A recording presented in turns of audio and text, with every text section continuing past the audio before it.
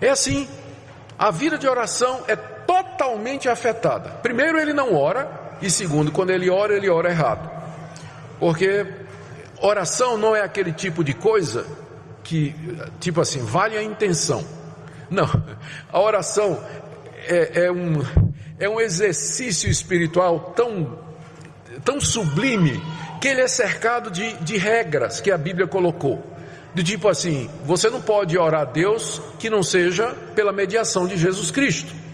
Porque Deus só nos atende na mediação de Cristo. Não é pelos méritos nossos, mas pelo que Cristo fez por mim na cruz. Essa é uma condição. Outra condição para Deus nos atender à oração é que nós oremos de acordo com a sua vontade. Também outra condição, você pode ver isso no Salmo, que diz assim: se eu no meu coração contemplar a vaidade, Deus não vai me atender. E aqui você tem mais uma dessas condições que são colocadas na Bíblia para que Deus atenda as nossas orações. Existe o risco de você estar orando mal, de você estar pedindo mal. E o que é que significa isso aqui no contexto? É que você está buscando a Deus, olha aqui a explicação, para esbanjar nos seus prazeres. A motivação está errada. Pode até ser uma oração bonita, mas a motivação está errada. Você está pedindo a Deus por um motivo egoísta. Você quer para satisfazer os seus desejos e suas paixões. Não é errado você pedir coisas a Deus, mas é muito errado quando é só isso que você faz. Sua vida de oração se resume a dizer a Deus: dá, preciso, quero, necessito. Quando Deus nos ensinou a orar: santificado seja o teu nome, venha o teu reino, seja feita a tua vontade. Quando Deus nos coloca como prioridade na oração a busca do reino dele, da glória dele e do avanço do reino de Cristo aqui nesse mundo, a necessidade de outros, nós vimos uma das mensagens que nós vimos recentemente foi exatamente isso, que nós temos que orar por todos os santos, ou seja, orar pelos outros, interceder pelos outros. O mundano só ora por ele. Qual foi a última vez que você intercedeu por alguém? Qual foi a última vez que você gastou tempo diante de Deus pedindo pela necessidade de outras pessoas? Olhe para as suas orações. Em que elas se resumem? Deus, eu preciso disso. Deus, eu preciso daquilo. Deus, me dá isso. Deus, me dá aquilo. E às vezes você fica preocupado, perguntando por que Deus não responde. E nós vamos ver hoje à noite a respeito da importunação, qual é a diferença entre você importunar a Deus e Deus se demorar a responder, e o fato é que Deus não vai responder porque você está orando mal. Então o mundanismo, ele quando não impede as nossas orações, ele prejudica, porque ele nos ensina, aliás, porque ele nos leva a orar de maneira errada, não da maneira errada, mas com a intenção errada. No verso 4, Tiago explica isso melhor. Por que Deus não vai atender quando eu estou pedindo a Ele coisas que são para a satisfação dos meus desejos egoístas? A resposta é que esse seu amor ao mundo, essa é uma atitude mundana, esse seu amor a estas coisas que você coloca como sendo o primeiro lugar na sua vida e que tomam o lugar de Deus, essa sua atitude de apego e de busca destas coisas coloca você em confronto direto com Deus. Verso 4, infiéis. Porque alguém ele está respondendo a seguinte pergunta aqui, provavelmente: mas por que Deus não responde esse tipo de oração? Não posso ficar pedindo essas coisas? Olha a resposta de Tiago: infiéis, não compreendeis que a amizade do mundo é inimiga de Deus? Aquele que quiser ser amigo do mundo se constitui inimigo de Deus. Essa é a razão pela qual Deus não vai responder. Porque você está atraindo Deus com o inimigo dele. Uma mulher trair o marido já é ruim. Ou o marido trair uma mulher, a mulher também é ruim do mesmo jeito. Vamos pensar aqui: a mulher trair o marido já é ruim. Agora imagine a mulher trair o marido com o inimigo do marido.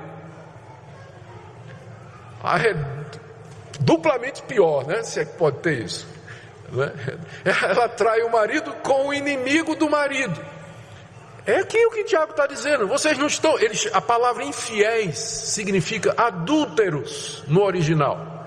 e foi traduzido como infiéis aqui, mas no original é a mesma palavra para descrever adultério em outras partes da Bíblia. Por que que o amor ao mundo é chamado de adultério?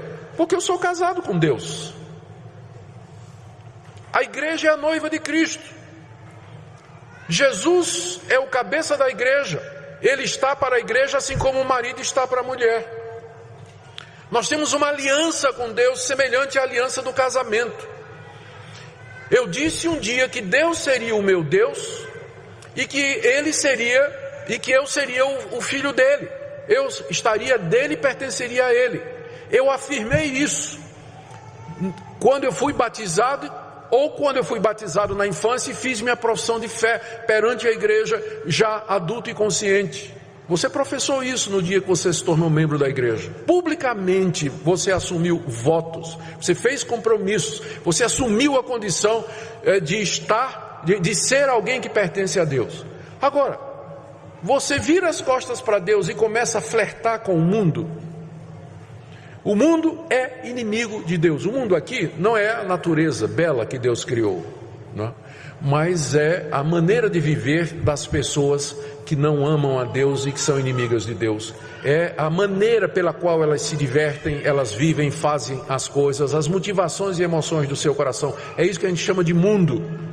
Então, na hora que você ama o mundo, que você quer os prazeres do mundo, você está traindo Deus. E Deus é inimigo do mundo, e o mundo é inimigo de Deus.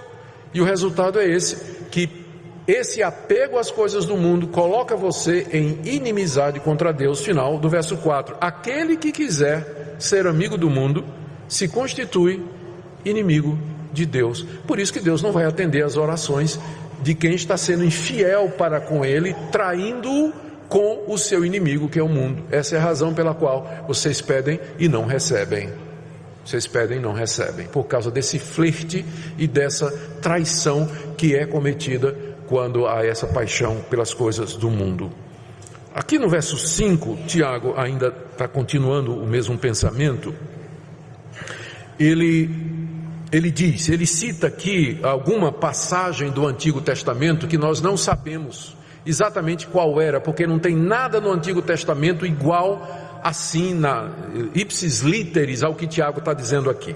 Mas ele está citando, ele diz que está citando a Bíblia. Ele diz assim: ou supondes que em vão afirma a Escritura? Na época de Tiago, a Escritura era o Antigo Testamento. Então, em algum lugar no Antigo Testamento, Tiago encontrou isso aqui: é com ciúme que por nós anseia o Espírito que ele fez habitar em nós. Tiago pergunta: vocês acham que isso está na Bíblia em vão? E aí nós vamos ler o texto e a gente fica meio sem saber o que é que Tiago quer dizer com isso aqui, até porque no verso 6 vem essa expressão antes, ou seja, ao contrário disso, Deus dá uma graça maior, e aí a confusão fica grande. Eu quero sugerir a vocês que a dificuldade para compreender isso aqui é uma questão de tradução. E aqueles que têm a NVI, por exemplo, já na nota de rodapé, já tem uma alternativa de tradução que é seguida pela Bíblia na linguagem de hoje, se não me engano também. O que acontece é que literalmente o que Tiago escreveu foi isso aqui: é com ciúme que anseia o Espírito que ele fez habitar em nós. Essa expressão por nós, ela não está no original. Isso foi a interpretação do nosso tradutor. E o resultado, o que é que aconteceu? Eles traduziram essa passagem como se estivesse dizendo que Deus, que o Espírito Santo que Deus fez habitar em nós, fica com ciúmes de nós quando nós estamos amando o mundo. Então, é possível essa tradução? É possível, mas ela vai deixar o verso 6 sem sentido. Antes, ele dá maior graça. Como antes? Antes de quê? Qual o contraste que está sendo feito no verso 6? Uma outra possibilidade de tradução é que Tiago está dizendo o seguinte: vocês pensam que é em vão que a Escritura diz que o Espírito que Deus fez habitar em nós, Espírito aqui com E minúsculo, aquele Tiago estaria se referindo lá a Gênesis, quando Deus soprou o Espírito de vida no homem, e o homem depois caiu. E esse Espírito que agora está caído, ele tem ciúmes, zelos, paixões. Então a tradução poderia ser essa. Vocês acham que é em vão que a Bíblia diz que o Espírito que Deus colocou em nós, ele, depois da queda, tem paixões violentas e desejos fortes? Como se Tiago estivesse dizendo, vocês estão menosprezando, ou vocês estão esquecendo o que a Bíblia diz a respeito do coração de vocês. O coração de vocês tem paixões fortes, o espírito caído do homem tem essas paixões. Agora o verso 6 faz sentido. Antes, Deus dá uma graça maior. A graça de Deus é maior do que essas paixões do nosso coração.